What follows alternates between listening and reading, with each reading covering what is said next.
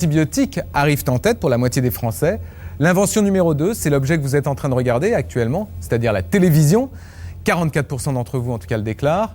Et en 3, c'est l'ordinateur pour un tiers des sondés. L'ordinateur qui, grâce à Internet aujourd'hui, permet à des millions de gens à travers le monde de communiquer. Inutile de vous dire que de ce point de vue-là, Internet a bouleversé la façon d'échanger, la façon de faire du commerce. Prenez par exemple les ventes entre particuliers. Jusque-là, si vous vouliez acheter ou revendre un vélo, des meubles ou même des CD par exemple, il n'y avait pas tellement le choix. Il fallait soit passer par des petites annonces, soit écumer les vide-greniers.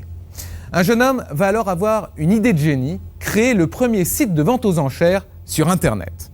Son nom, Pierre Omidyar. Pierre Omidyar, c'est lui le créateur d'eBay. Comment en a-t-il fait un géant mondial du commerce? C'est une enquête d'Amandine Chambelan. Une ville lumière, une tour Eiffel qui scintille, Las Vegas. En plein cœur du désert du Nevada, c'est un événement un peu particulier qu'accueille cette année la capitale du jeu.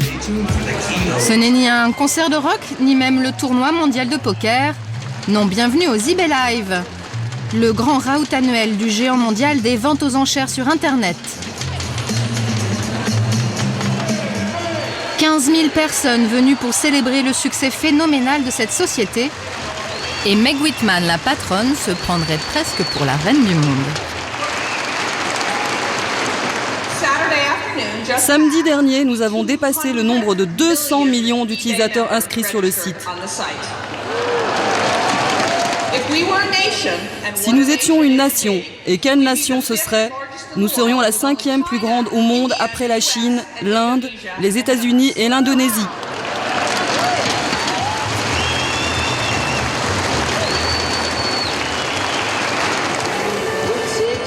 « 200 millions d'utilisateurs à travers le monde, une vaste communauté de fans dont certains sont prêts à afficher leur passion à même la peau.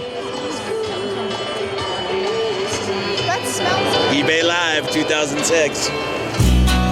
Et pour ceux qui ne le connaissent pas, eBay, c'est le site d'enchères sur Internet.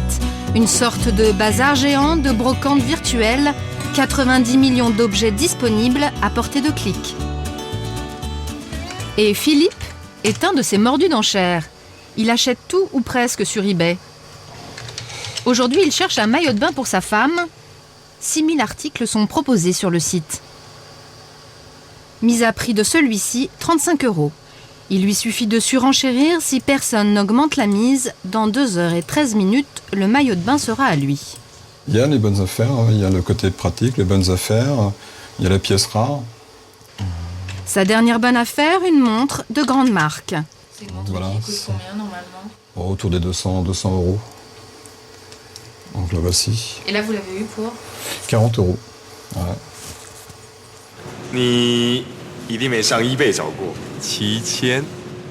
De la Californie à la Chine populaire, l'incroyable histoire d'une société qui, en seulement 10 ans, a su conquérir la planète. Sur la côte ouest des États-Unis, la ville de San José. C'est l'épicentre de la net économie, le cœur de la Silicon Valley. Et dans les années 90, la ville connaît une nouvelle ruée vers l'or, Internet. C'est ici que l'histoire d'eBay débute. Nous sommes en 1995 à Campbell, un quartier résidentiel très paisible de la banlieue de San José. Pierre Omidyar, un jeune informaticien d'origine franco-iranienne, vient de s'installer dans la région. Brillant ingénieur, il est un visionnaire. Il n'a que 28 ans et il a une idée fixe. Il veut créer un site d'enchères en ligne. Et la légende veut que ce soit par amour que Pierre se lance dans l'aventure.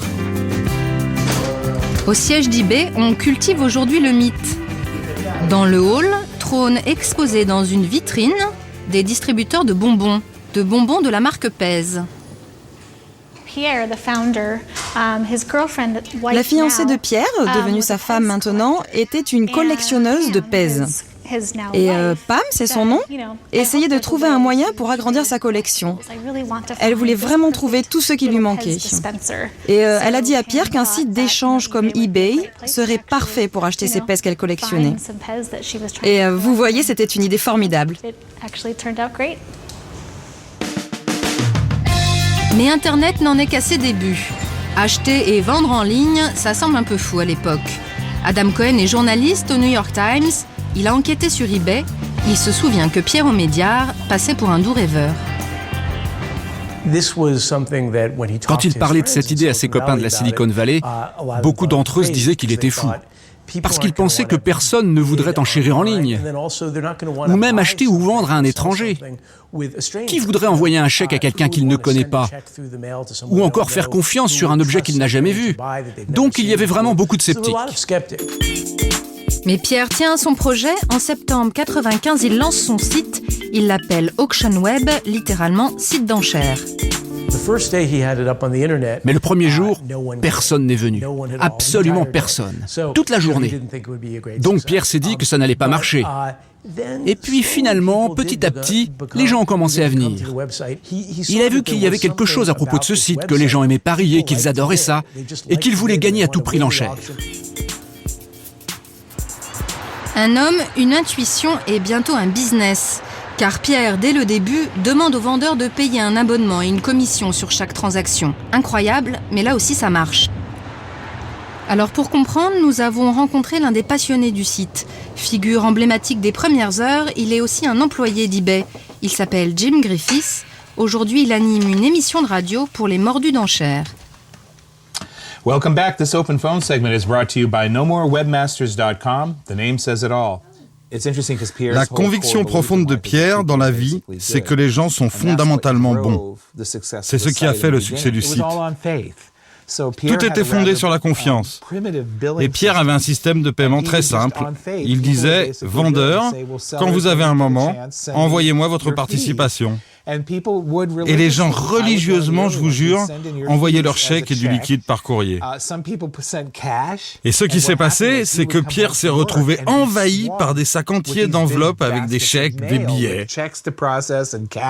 Et c'est comme ça qu'il a embauché son premier employé. Son job était d'ouvrir des enveloppes.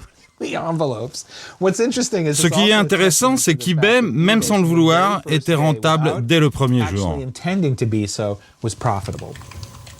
Dès le début, le site est rentable. Au bout de 6 mois, le chiffre d'affaires est de $10 000. Pierre réalise alors que son hobby est devenu un business. Et pour faire tourner son entreprise, il lui faut un manager. Ce sera Jeff Skoll. Charismatique, ambitieux, l'homme forme un duo détonnant avec Pierre Omidyar, plus rêveur. Jeff va alors s'atteler à créer une marque. En hommage à la baie de San Francisco, le duo rebaptise le site. Au lieu d'Auction Web, ce sera eBay, plus vendeur. 4 lettres qui sonnent comme un slogan. Et le site se refait un look, une image. Un logo coloré, une page d'accueil attrayante. Le message est clair, eBay se veut ludique et fédérateur. L'idée de créer une communauté est née, elle fera le succès de la marque. Retour au siège, toujours avec notre guide, responsable de la communication, Elisabeth. Comme vous pouvez le voir ici, sur la carte du campus, nous avons 8 bâtiments au total aujourd'hui. Au départ, dans les premiers temps, quand eBay a commencé, il n'y en avait qu'un seul.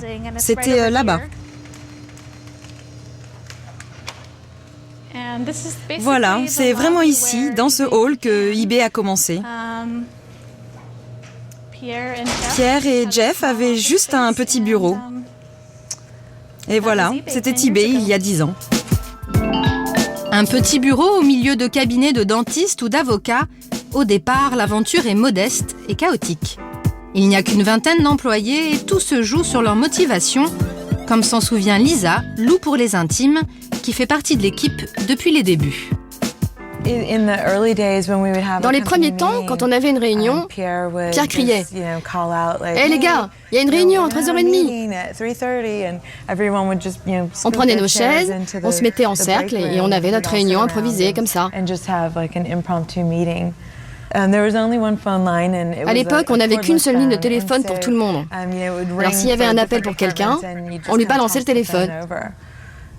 C'était drôle. C'est vraiment resté très petit et informel un bon bout de temps. Ils portaient des vêtements de plage, ils jouaient au frisbee, parfois même dans le bureau. Mais à un moment, Pierre et Jeff ont réalisé qu'il leur fallait passer aux choses sérieuses. Et les choses sérieuses, c'est avec cette drôle de dame qu'elles vont commencer. Elle s'appelle Meg Whitman, diplômée de Princeton et Harvard. C'est une as du business. En 1997, elle travaille pour Hasbro, le numéro 1 des jouets aux États-Unis. On est loin de la décontraction californienne et des 30 employés que compte eBay à l'époque. Mais Pierre et Jeff ont décidé de recruter cette femme. Reste à la convaincre. À l'époque, j'étais ravie avec mon travail. Et puis j'ai eu un appel pour passer un entretien pour prendre la tête d'eBay. Au début, j'ai dit non. Je ne voulais pas partir avec ma famille à 3000 km de là. J'étais heureuse dans mon job. Je n'avais jamais entendu parler de cette société. Pourquoi j'aurais fait ça? Vous n'aviez jamais entendu parler d'eBay? Non, je n'en avais jamais entendu parler. Il faut avoir en tête que c'était en 1997. Mais 3 semaines plus tard, ils ont rappelé « Vous êtes parfaite pour nous, nous sommes parfaits pour vous. S'il vous plaît, venez au moins rencontrer son fondateur. » Finalement, j'ai rencontré Pierre au Media. J'y ai passé toute la journée et à la fin, j'étais quasi certaine de vouloir ce job. Février 1998, Meg Whitman prend les commandes de la société. eBay à l'époque n'est encore qu'un petit site d'enchères avec 1 million d'utilisateurs. La société a pourtant décidé d'entrer en bourse très vite. Meg a du pain sur la planche. La start-up est peu connue des investisseurs et sa gestion est désorganisée. 9 mois plus tard, eBay affronte Wall Street. L'introduction en bourse est modeste, la société est évaluée à 600 millions de dollars.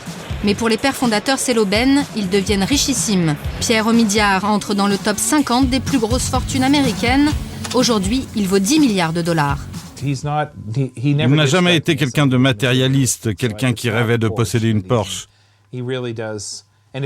Pour lui, tout tourne autour des autres. 3 ans seulement après les débuts, le couple Omidyar a fait fortune. Mais coup de théâtre, Pierre décide de quitter eBay et de se consacrer à des activités caritatives en créant sa fondation. Jeff Skoll est riche lui aussi. Lui aussi quitte la boîte, il part à la conquête d'Hollywood pour devenir producteur de films engagés comme Syriana ou Good Night and Good Luck.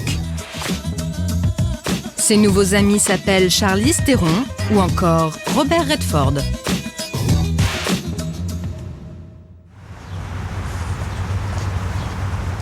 Mais le site n'a plus vraiment besoin de ses pères fondateurs.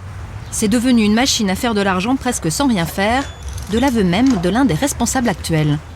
En termes de modèle économique, c'est effectivement un rêve pour un business, puisqu'il n'y a effectivement pas de stock, il n'y a pas d'entrepôt, il n'y a pas de logistique, il n'y a pas de fabrication. Et nos vendeurs, finalement, s'occupent de tout. Il s'occupe de tout, mais alors comment s'assurer que l'acheteur recevra bien son objet et que le vendeur touchera bien son argent? Nous sommes chez Steve, un collectionneur et un accro du site. Oh, j'ai bien peur que mon habitude de tout collectionner soit devenue totalement incontrôlable. Dans cette maison, chaque placard, chaque armoire est rempli.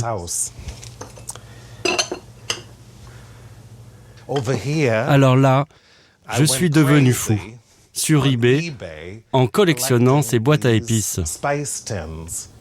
600 boîtes, tout ou presque achetées sur eBay, à d'autres fanatiques de la collection. Pour lui, ce sont devenus des copains qui partagent la même passion. Juste pour Halloween, j'en ai probablement 20 000 de cartes postales. Les cartes postales, l'autre folie de Steve. Certaines peuvent valoir jusqu'à 700 $. Difficile à croire, mais vrai. Il en possède près de 100 000 aujourd'hui. Et jusqu'ici, Steve n'a jamais eu de mauvaise surprise dans ses achats. Il fait confiance au système et aux vendeurs. Pourtant, il ne les rencontre jamais et il dépense chaque mois une petite fortune sur Internet. Bon, me voilà comme chaque jour en train de regarder les cartes d'Halloween listées sur eBay. J'essaie de me limiter à 1 heure seulement. Je suis accro. Et je ne veux pas être plus accro. Il faut quand même que je paie mon loyer et mes factures. Celle-là, je sais que je ne l'ai pas. Je le sais. Bon, 34 $. Je crois que je vais parier sur celle-là. Mais comment Steve peut-il s'assurer que le vendeur est quelqu'un d'honnête? Pour ça, il y a un truc. Si je ne connais pas le vendeur, je vais vérifier ses évaluations. C'est important de savoir si les autres acheteurs sont satisfaits. Mais celui-ci, je crois que j'ai déjà fait affaire avec lui. Et j'étais content. La police sur eBay, ce sont les utilisateurs qui la font eux-mêmes. Vendeurs et acheteurs se donnent des notes, des évaluations. Un système transparent qui permet de savoir en permanence à qui vous avez affaire, plutôt rassurant, mais néanmoins pas infaillible. Même le monsieur sécurité d'eBay reconnaît que les arnaques, ça existe. Le pourcentage de fraude est assez faible, ça représente moins d'1% des transactions globales. Mais pour nous, c'est déjà trop parce qu'à chaque fois que quelqu'un a un problème sur eBay, ça entame la confiance. Gwenaëlle fréquente eBay depuis des années. Amoureuse des enchères, elle a acheté des centaines d'articles en ligne. Récemment, une transaction malheureuse a entamé sa confiance dans le site. Fin de la love story. Mais c'était un sac Chloé dont je rêvais depuis longtemps. Et c'est un sac qui vaut plus de 1 500 € en boutique, donc il était hors de question que je m'en achète un. Et en surfant sur eBay, j'en ai trouvé un aux enchères, 150 €. Alors, sur l'annonce, sublime sac Chloé écossien à la camel, collection 2006, prix du sac en boutique 1 600 €, couleur camel. Une mention rassurante et à la fois inquiétante, les photos prises sont véritablement celles du sac que vous recevrez. J'ai envoyé un chèque bancaire, 289 € plus 20 € de frais. Voilà ce que j'ai reçu. Un truc orange, une sorte avec un pauvre, je ne savais même pas si c'était du cuir, j'avais l'impression que c'était du plastique, du vulgaire plastique, des ferrures moches, grossier, vraiment un faux grossier. C'est bien une contrefaçon que Gwenaëlle a reçue, elle réclame le remboursement de son achat sans résultat. Donc j'ai prévenu eBay. Et depuis, alors j'ai prévenu eBay, eBay ne m'a pas répondu. Son compte n'est pas retiré, mais en fait c'est ça. Il peut se réinscrire auprès d'eBay avec des adresses email différentes. Donc continuer à vendre ses contrefaçons. Et je ne sais pas si eBay protège vraiment les gens qui ont recours à eBay pour acheter ou pour vendre. Vous ne serez pas remboursé par eBay ? Je ne pense pas. Il existe pourtant une parade, c'est PayPal. Gratuit pour les acheteurs, eBay vous promet alors un remboursement en cas d'arnaque.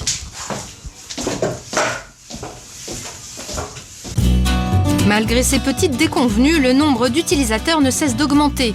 Ils sont 200 millions aujourd'hui et tout s'achète, tout se vend. Même la voiture du chanteur Dave ou le chewing-gum usagé de Britney Spears pour lequel un fan a déboursé 14 000 $. La plus grosse vente, c'est un jet, montant de la transaction 5 millions de $.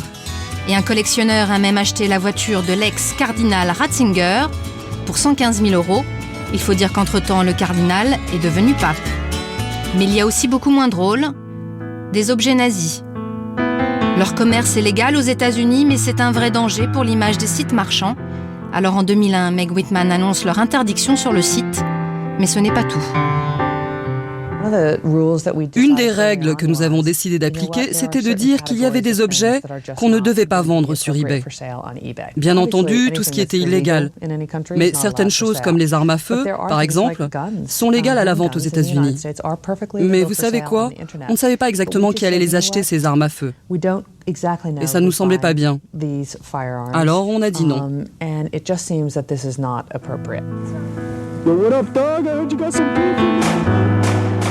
Une interdiction judicieuse. Regardez ces images amateurs, ce sont celles de jeunes meurtriers qui ont traumatisé l'Amérique il y a 7 ans. Le massacre de Columbine, l'horreur absolue, une tuerie dans un lycée qui fait 13 morts. Les adolescents avaient acheté leurs armes sur Internet. À quelques mois près, ils auraient pu le faire sur eBay. Quelqu'un devait faire ce choix. Et c'était moi. Ce n'était pas rationnel, ça venait tout droit de là. Une femme de cœur, mais surtout une femme de pouvoir. Le célèbre magazine Fortune élit Meg Whitman la femme la plus puissante des États-Unis. 2 années de suite, en 2004 et 2005, c'est une première.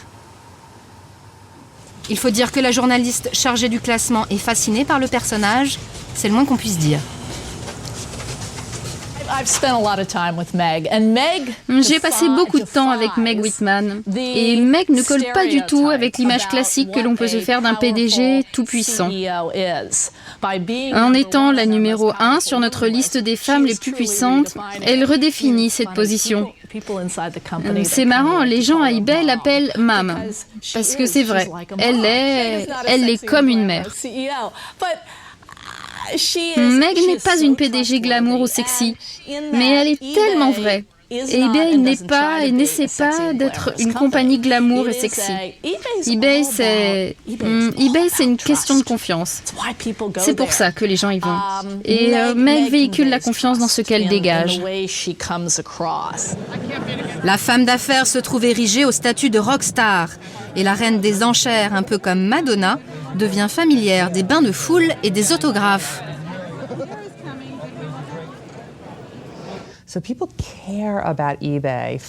Les gens tiennent à eBay bien plus qu'à une société normale. Ils y mettent beaucoup d'affectifs. La société avait donc besoin d'un visage pour l'incarner. Et Pierre Omidyar était très timide. Il ne voulait pas être le visage d'eBay. Donc c'est moi qui ai pris ce rôle. Et lors d'événements comme les eBay Live, les gens me connaissent et viennent vers moi. Je fais ça depuis 9 ans.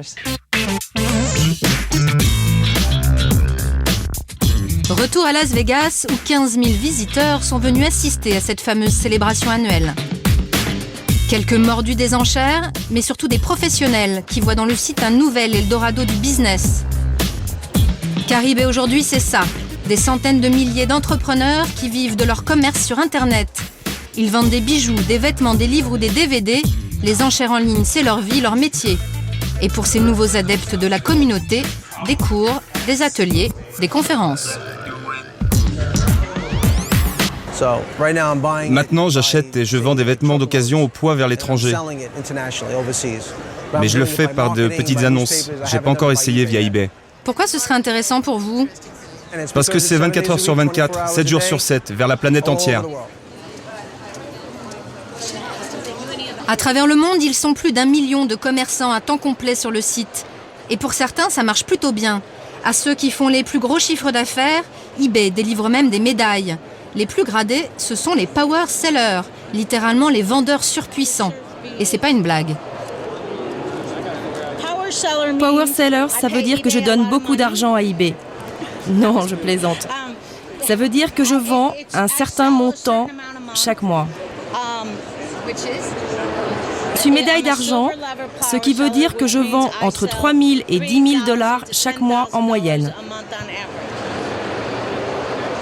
Et c'est pareil en France. 15 000 personnes vivent de leurs revenus sur eBay, mais rares sont ceux qui font aussi bien que Claude. Active on eBay since 2002. Il existe plusieurs catégories de power sellers. C'est à partir d'un certain volume de vente, on devient power seller. Donc voilà, les critères d'éligibilité, c'est ça, bronze, argent, or, platine ou titane. Donc les grands, ce sont les titanes. Moi, j'en fais pas encore partie, je suis seulement platine. Et alors, pour être vendeur power seller platine, il faut faire un chiffre d'affaires un minimum de 25 000 € par mois. Donc nous, on le dépasse largement puisqu'on fait aux alentours de 100 000. 100 000 € de chiffre d'affaires en vendant des voitures d'occasion. Claude en écoule plus d'une trentaine chaque mois. Donc voilà, ça c'est le showroom. Les concessionnaires ont une belle vitrine avec des voitures à l'intérieur. Et puis un prix marqué dessus. Bon ben moi, c'est mon showroom. Mon showroom, il est, voilà, mon eBay, Courbon-Claude. Voilà. Et puis toutes mes voitures sont là avec les enchères qui sont... C'est mon tableau de bord, ça, en fait. Tout a commencé il y a 5 ans. À 57 ans, Claude ne s'imaginait pas la retraite et s'est lancé dans l'aventure du commerce en ligne. Depuis, c'est la réussite. Il a embauché 2 employés et loue maintenant ce terrain vague pour stocker ses véhicules. Je vis absolument de mes revenus eBay, hein, absolument. On n'a pas d'autres sources de vente, quoi. Et on ne cherche même pas à avoir d'autres sources de vente, ça nous convient parfaitement. Il faut dire que sur Internet, il y a plus de clients que dans un magasin. Si on était seulement un showroom ici, on aurait les gens, les locaux, je veux dire les gens d'ici qui passent devant et qui disent tiens, il y a un marchand de voitures, on s'arrête. Alors que eBay, on a toute la France. On présente nos voitures sur toute la France. Et plus que toute la France, on a des gens qui viennent de Belgique, on a des gens qui viennent d'Espagne, d'Allemagne. J'ai vendu une voiture à quelqu'un qui est venu des États-Unis. Aujourd'hui, Claude reçoit la visite d'un acheteur venu tout droit du sud de la France. Il a fait 800 km pour venir récupérer un véhicule acheté 5 900 € sur Internet. On va recommencer. Vous voyez qu'au point de vue pneumatique, elle est absolument parfaite. Excellent. Il ne l'avait jamais vue et la découvre pour la première fois. En 20 minutes top chrono, l'affaire sera réglée. Et Claude n'aura payé que 80 € à eBay pour une annonce et quelques photos sur le site.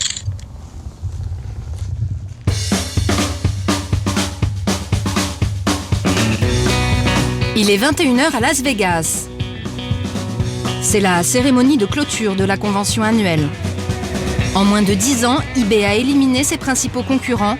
L'entreprise a aujourd'hui un quasi-monopole sur les enchères en ligne. En 2006, son chiffre d'affaires pourrait atteindre des sommets, 6 milliards de dollars. Et grâce aux vendeurs professionnels, Meg Whitman est devenu virtuellement le premier employeur de la planète.